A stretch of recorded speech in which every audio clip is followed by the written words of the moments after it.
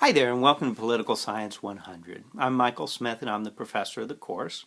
I made this video as a way of saying hi and to make things maybe a little bit more personal so you can see the face and hear the voice of the person that's going to be teaching you this semester. But I also made it because I want to talk a little bit about what the course is about. This course is very different from a lot of introduction to political science type courses. A lot of those classes take the approach, and I used to teach this way too, they take the approach of top-down. They start at the federal government in Washington, D.C. and the national governments of other countries, and then they work their way down to the local politics, which is usually what affects us most. That's what affects the roads we drive on, the schools we go to or our kids go to. That's what affects this university. At the state level, politics is where those decisions are made. But usually political science doesn't work that way. It's top-down. It deals in abstract concepts. It doesn't do like a hands-on education. Now, if you were to take, say, a math class, you would get more of a hands-on education. You'd actually be doing problem sets and learning how to work with the numbers and work with the variables and so forth. If you were to take a natural science class, again, you would take a lab and you'd get a hands-on education where you would actually go into the lab and mix chemicals and weigh things and write down results and so on and so forth. But in political science, we usually rely just on the abstract concepts, the lectures, the textbooks, and so forth.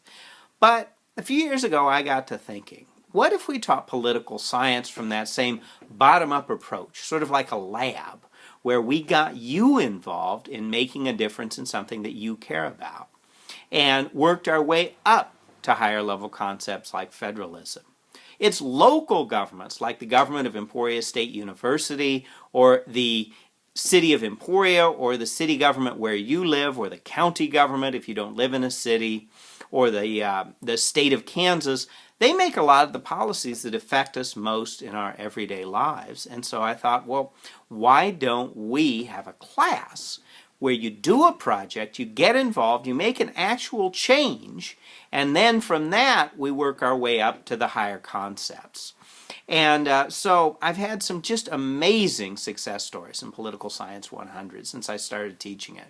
I had an online student, for example. The water lines in his neighborhood were so bad that they were ruining his neighbor's appliances, and his.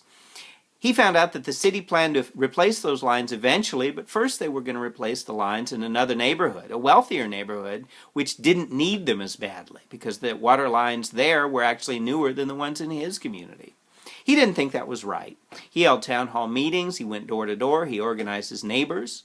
He found out who the water department director was, the city manager, and the mayor. They were his targets, and he worked until he got a commitment to replace the water lines in his neighborhood first.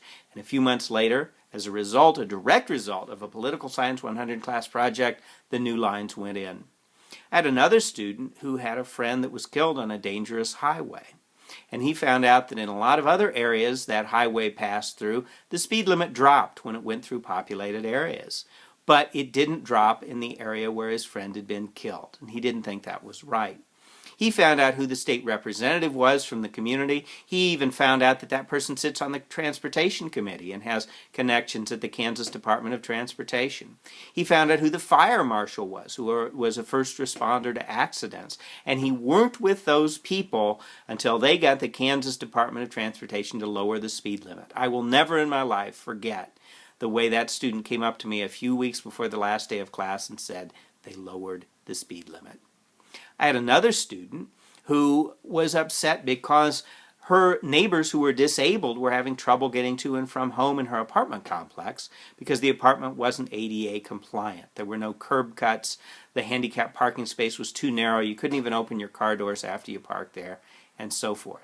She got active, and she ended up on a conference call with the board of the directors of the company that owns the apartment complex, one of whom thanked her and said, you know, my own mother is disabled. This really means a lot to me that you take on this issue, and we're going to get it done. Today, that apartment complex is ADA compliant, and people can get around more easily. Those are just a few examples of some really neat Political Science 100 projects. Just recently, I had a student get the police to start enforcing the speed limit on his road that goes from town out to the country, where people were speeding by and there were a lot of children playing in the area, and he was worried somebody was going to get hurt. It was only because of his Political Science 100 project that the first ever speed enforcement on that street went up. The first that he had ever seen, and he'd lived there for several years. And now his own daughter is safer because of a PO 100 class project in which he introduced himself to the mayor, the city council, the sheriff, and others. Those are the kinds of examples of things you do. You get involved. It's like a lab. It's like a laboratory in democracy. You get involved and you can make a difference. And you start at the local level in your own community. You can do something for Emporia State, or you can do something in the town where you live. It's your choice. But think long and hard. Forget about what you've heard about politics. Democrats and Republicans fighting it out, Fox News and MSNBC. We don't care about that stuff right now. We care about immediate local issues. I don't care if you're a Democrat, a Republican, or an independent. I don't care. We just care about those local issues, things that local governments do that affect your life. So the best way to have a great PO 100 semester is to start with the first assignment, thinking long and hard, not about what you've been taught that politics or government is, but about yourself, your own life, and immediate things in your own world that government does that affect you. If you have kids, think about the school and think about their trip to school where they attend. If you're at ESU, think about the university and things that maybe the university does that you think could be done better. If you're a commuter, think about your commute and whether or not the intersections are safe for pedestrians, bicyclists, and motorists.